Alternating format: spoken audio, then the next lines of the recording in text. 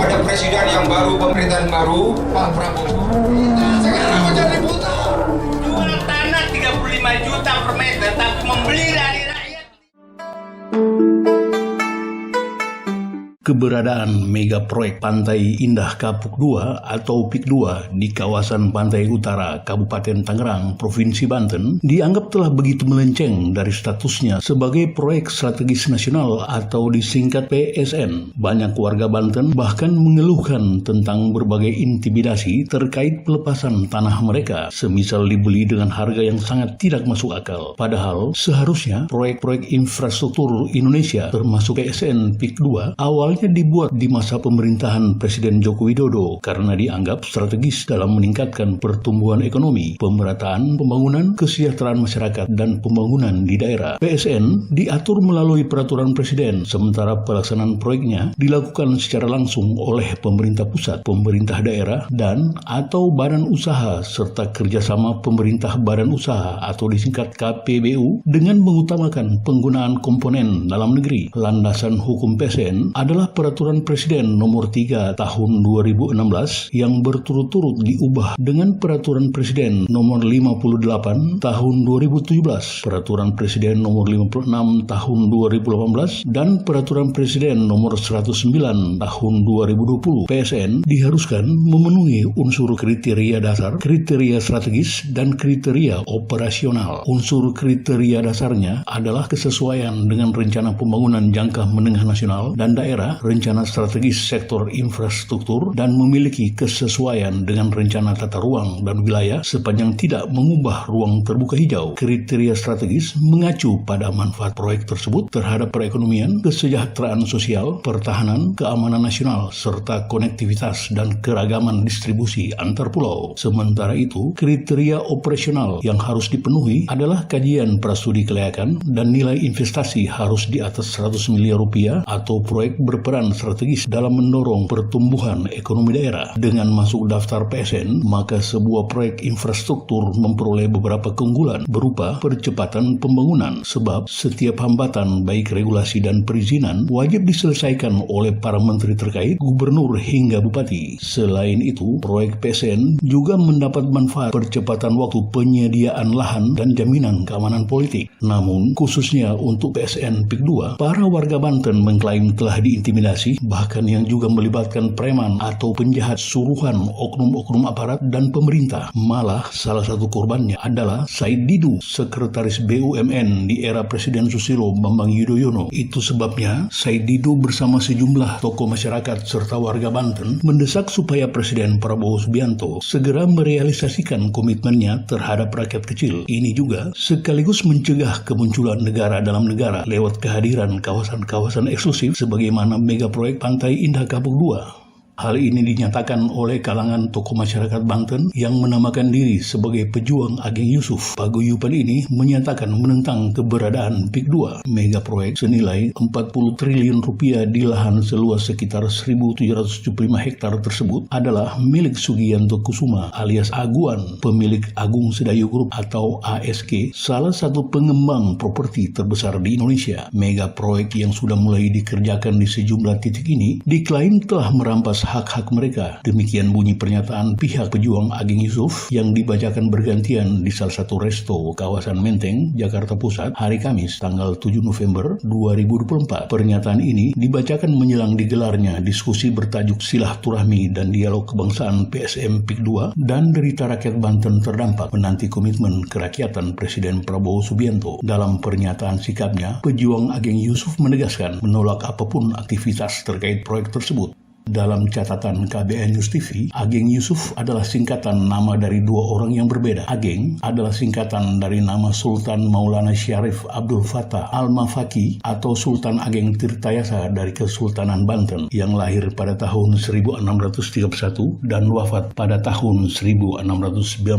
Sultan Ageng Tirtayasa adalah Sultan Banten ke-6 yang naik tahta pada usia 20 tahun menggantikan kakeknya Sultan Abdul Mafakir yang wafat wafat pada 10 Maret 1651 setelah diangkat menjadi Sultan Muda bergelar Pangeran Adipati atau Pangeran Dipati. Pada tahun 2017, sutradara Darwis Mahesa mengangkat film berjudul Tirtayasa The Sultan of Banten bergenre dokudrama yang diproduksi oleh Kremov Pictures. Apa maksud membuat kebijakan dengan kompeni Belanda yang justru mempersulit rakyat?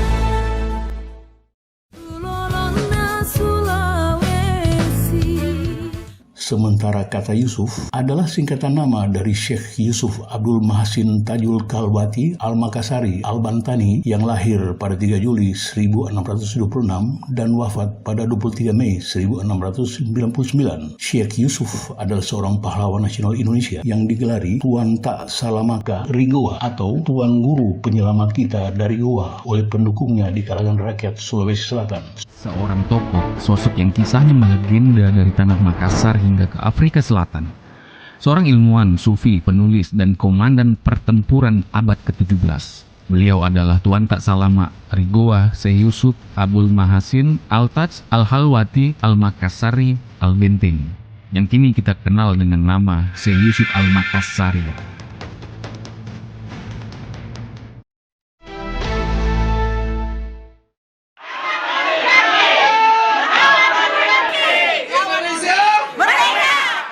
Adapun pihak pejuang Ageng Yusuf juga terdiri dari kalangan keturunan Syekh Yusuf Abdul Mahasin Tajul Kalwati Al-Makassari.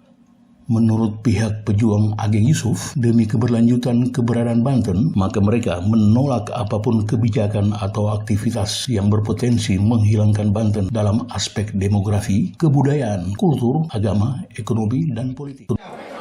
Dengan rahmat Allah Subhanahu wa Ta'ala, kami putra-putri Banten dan putra-putri pelanggan perjuangan Syekh Yusuf Al-Makassari di Banten yang bergabung dalam koalisi masyarakat pelanjut perjuangan Sultan Ageng Tirtayasa Syekh Yusuf Al-Makassari untuk keselamatan dan keberlanjutan Banten. Kami singkat Pejuang Ageng Yusuf Banten menyatakan, 1. Bahwa keberadaan Banten tidak bisa dipisahkan dari hasil perjuangan dua pahlawan nasional, Sultan Ageng Tirtayasa yang dibantu oleh Syekh Yusuf Al-Makassari yang gigih melawan penjajah Belanda atau VOC tahun 1651-1682 di Batavia, Jakarta. Yang kedua, bahwa demi keberlanjutan keberadaan Banten, kami pejuang Ageng Yusuf menyatakan menolak apapun kebijakan atau aktivitas yang berpotensi menghilangkan Banten dalam aspek demografi, kebudayaan, kultur, agama, ekonomi, dan politik. Yang ketiga, kami pejuang Ageng Yusuf berpendapat bahwa proyek strategis nasional Pantai Indah Kapuk 2 atau PSN PIK 2 sudah mengancam keberadaan dan keberlanjutan Banten dalam berbagai aspek, termasuk kemungkinan terbentuknya negara dalam negara di wilayah PSN PIK 2. Atas dasar itu, maka kami kelompok masyarakat pelanjut perjuangan Sultan Ageng Tirtayasa Syekh Yusuf Al-Makassari yang terdiri dari putra-putri Banten dan putra-putri Sulawesi Selatan yang berada di Banten atau pejuang Ageng Yusuf Banten bersikap, yang pertama, agar pemerintahan Presiden Prabowo segera mencabut status proyek strategis nasional Pantai Indah Kapuk 2 PSN PIK 2. Poin 2, menghentikan penggusuran dan pembebasan secara paksa dengan harga tanah yang sangat murah kepada seluruh rakyat di wilayah PSN PIK 2 dan di wilayah lain di seluruh Banten. Poin 3, meminta agar oknum aparat, penegak hukum, penjahat daerah, dan preman menghentikan intimidasi terhadap rakyat yang menuntut hak dan keadilan. Keempat, agar segera menertibkan pelaksanaan proyek yang telah menyebabkan jatuhnya banyak korban jiwa di jalan dan merusak lingkungan. Poin kelima, meminta agar para pejabat, politisi, alim ulama, tokoh agama, cendekiawan, jawara Banten, pemuda, mahasiswa, dan seluruh rakyat Banten untuk segera bangkit bersatu menyelamatkan keberadaan dan keberlanjutan Banten.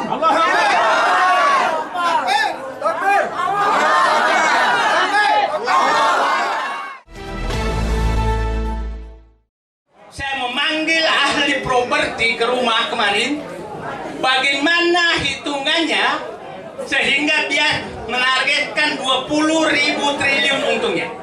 Sementara itu, Said Didu yang juga warga Banten dan berdarah Bugis menyatakan dirinya ikut menjadi korban pembebasan lahan PSN PIK 2. Hampir setengah hari saya berdiskusi, masuk akal saya. Bagaimana logikanya dia menjual tanah 35 juta per meter tapi membeli dari rakyat 50.000. Mereka itu pengacaranya tidak pernah membeli di bawah NJOP. Oke, itu pertama. Padahal NJOP dia turunkan dari 128.000 ke 48.000. Itu adalah Pemda Tangerang yang harus bertanggung jawab. Oke? Setelah itu dia selalu menyatakan kami tidak pernah memaksa rakyat menjual ke kami. Sudah kata-kata. Karena memang yang diturunkan itu 3 lapis baru sampai ke dia. Lapis pertama adalah preman, aparat desa menekan rakyat untuk melepas tanahnya. Setelah terjadi negosiasi dan disepakati, datanglah notaris. Notaris belum ketemu PT Bayangan. PT Bayangannya ini yang membeli itu. Oke? Nah, berapa harga dari hitungan saya kemarin dengan pengusaha real estate? Dia bilang harga sampai ke PT Bayangan itu biayanya Rp500.000 per meter. Artinya ada Rp450.000 per meter yang digunakan untuk menyogok preman, mengonyok aparat di bawah sampai ke kelurahan itu Rp450.000 per meter. Artinya 1 hektar 4,5 miliar rupiah. Oke? Kalau dia mau nyogok, artinya dia punya mau hanya ngambil untung 1 juta per meter, artinya dia bisa nyogok 10 miliar per hektar. Jadi jangan heran kalau semua bisa disogok. Sekarang, dari mana mereka punya uang? Oke? Dia menjual tanah itu rata-rata 30 juta per meter. Orang yang mengerti namanya, penjaminan, biasanya bank menjamin untuk dapatkan kredit atau menjual obligasi kedua itu biasanya 30% dari harga jual. Artinya dia sudah bisa meminta uang di luar negeri manapun 10 juta rupiah per meter. Apakah kita mau diam melihat ini? Saya katakan kita tidak tahu apakah keluar dari ruang ini kita masih hidup. Kita tidak tahu. Kalau insya Allah, kalau selalu kita masih berjuang dan dipanggil Allah, insya Allah husnul khotimah kita. Dalam catatan KBA News TV, PSN PIK 2 direncanakan untuk pengembangan Green Area dan Eco City. 2 wilayah yang dinamakan Tropical Coastland itu bakal menjadi destinasi pariwisata berbasis hijau. Mega proyek yang merupakan hasil keputusan rapat internal di Istana Negara pada tanggal 18 Maret 2024 ini merupakan lanjutan usaha patungan pihak ASG dan Salim Group atau SG. Sekretaris PT Pantai Indah Kapuk 2 Tbk, Kristi Grasela, menyatakan bahwa proyek tersebut terbentuk setelah pihaknya berhasil mengembangkan kawasan PIK 1 dan pulau reklamasi yakni Gulf Island and Ebony dengan total luasan pengembangan sekitar 1.600 hektar. Menurut Kristi, sebagaimana dilansir dari Lembaga Kantor Berita Negara Antara Selasa 26 Maret 2024, perhitungan sementara total investasi yang dibutuhkan mencapai 40 triliun rupiah. Sumbernya bakal difasilitasi oleh pihak swasta dan tidak menggunakan duit negara semisal APBN atau APBD selama proyek ini dikerjakan pada tahun 2024 sampai 2060. Adapun dialog kebangsaan tersebut menampilkan para pembicara dari kalangan perwira tinggi purnawirawan TNI dan Polri serta kalangan aktivis. Pembicara sepakat mendesak Presiden Prabowo Subianto untuk berpihak kepada kepentingan rakyat ketimbang sekelompok kecil komunitas yang eksklusif. Jangan takut menghadapi penjajah kulit hitam ini. Ini kira-kira lebih biadab dari Belanda bule dulu nih. Ya, yang punya duit itu loh Belanda hitam. Dan dia bisa bergerak dengan leluasa menindas rakyat karena banyaknya pengkhianat.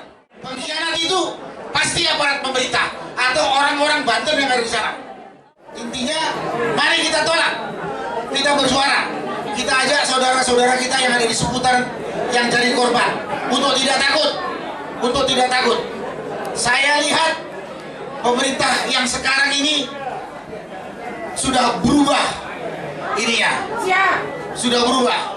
Mudah-mudahan setelah ini benar-benar mendengarkan aspirasi rakyat Banten yang tertindas tadi untuk mendapatkan perlakuan yang adil. Kita senang sekali bahwa Pak Prabowo telah berjanji, kita tinggal tagih janjinya itu.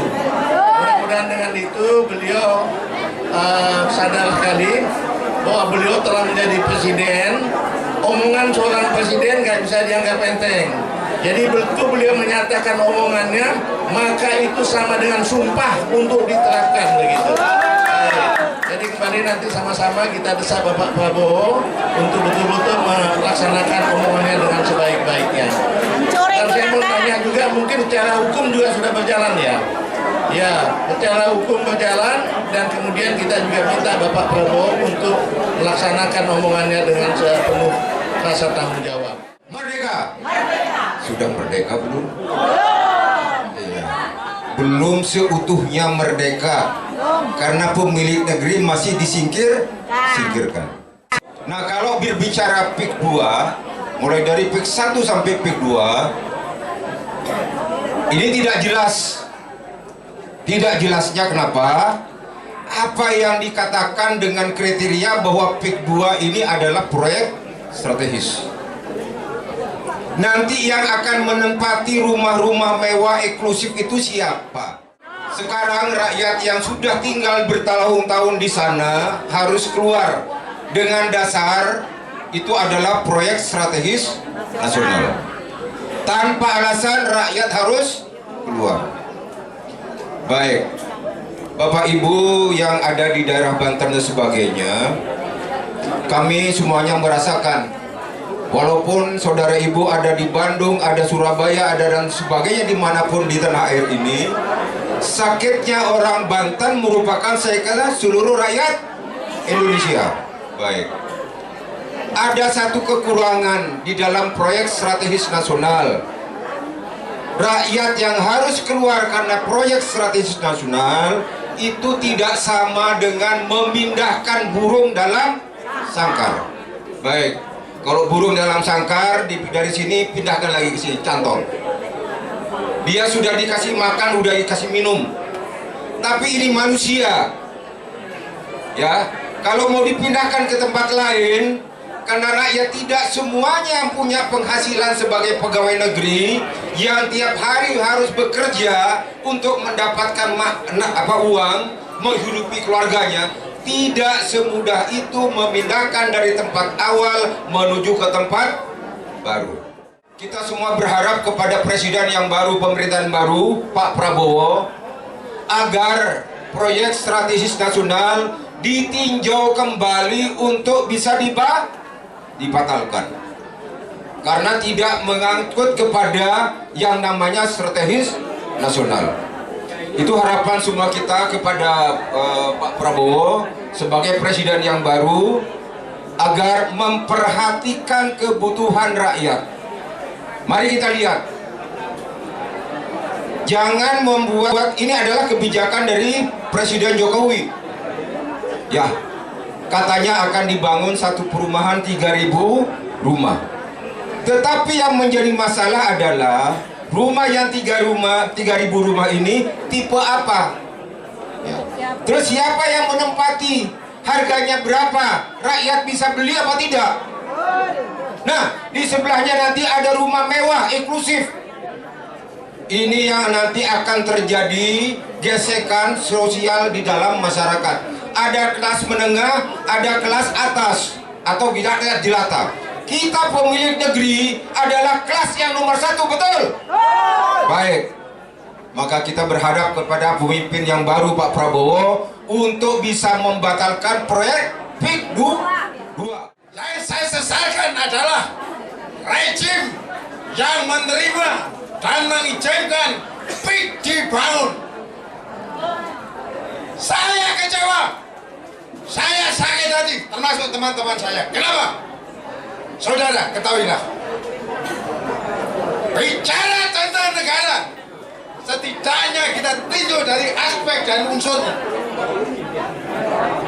Negara terdiri dari unsur-unsur pemerintah, rakyat, wilayah, dan pengakuan negara lain. Aspeknya tadi dari ideologi politik, ekonomi, sosial budaya, pertahanan keamanan, termasuk agama. Saudara, pengertian atau makna sesungguhnya tentang PSN atau proyek strategi nasional itu sudah jelas bagus. Mana sesungguhnya? Kenapa? Karena dengan adanya proyek strategi nasional yang banyak yang tercecer di seluruh Sabang sampai Merauke akan menambah makna dari keberadaan tumpah darah Indonesia. Saudara harus tahu kenapa muncul PIK 1, PIK 2. Intinya PIK 1 atau PHK 1 itu adalah penghunian mewah, penghunian rakyat. Sedangkan PIK 2 itu merupakan pengembangan lanjutan yang lebih canggih dari segi fasilitas maupun sarana prasarana. Intinya PIK 2 mengarah kepada masa modern yang nyaman. Hebat. Tetapi prakteknya saudara-saudara, setelah adanya Morowali, setelah adanya PIK 1, kemudian berkembang sekarang PIK 2, apa yang kita lihat? Kita masih sama dengan saya. Kita kecewa, kita sakit hati, tapi tidak bisa apa-apa. Dalam pengertian strategi militer, PIK 1 apalagi PIK 2 itu sangat mengganggu ibu kota negara yang saat itu tidak disukai, tidak diabaikan sama Mulyono. Hadirin penjara, bukan kemauan saya, tetapi kemauan sebagian besar rakyat Indonesia. Kenapa? Dia sudah banyak menanggung dosa-dosa. Sekarang silakan, tunggu sebentar lagi. Kita bersyukur Prabowo terpilih menjadi presiden supaya ucapannya timbul tenggelam bersama rakyat, tidak mengada-ngada negara dalam negara. Inilah yang membesarkan kita, hati kita. Insya Allah dalam waktu dekat posnya itu. Di dalam perjalanan kita tidak lepas dari ruang dan waktu. Ruangnya jelas, PIK 1, PIK 2. Waktunya bisa kita kembangkan menjadi 3. Jangka pendek, jangka menengah, dan jangka panjang. Jangka pendek kita tunggu 100 hari kerjanya Prabowo. Berapa? 100 hari. Jangka menengah setahun, jangka panjang 5 tahun. Apakah Prabowo akan bisa membuktikan apa yang diucapkan. Kita doakan, kita dukung. Semoga apa yang diucapkan Prabowo menjadi kenyataan. Prabowo tidak bicara satu persatu, tetapi melainkan global, internasional, juga lokal. Itulah sebabnya, mari kita awasi, mari kita dukung. Kita sebagai rakyat yang masih peduli. Dari Jakarta, tim KBA News TV melaporkan. Maju serentak.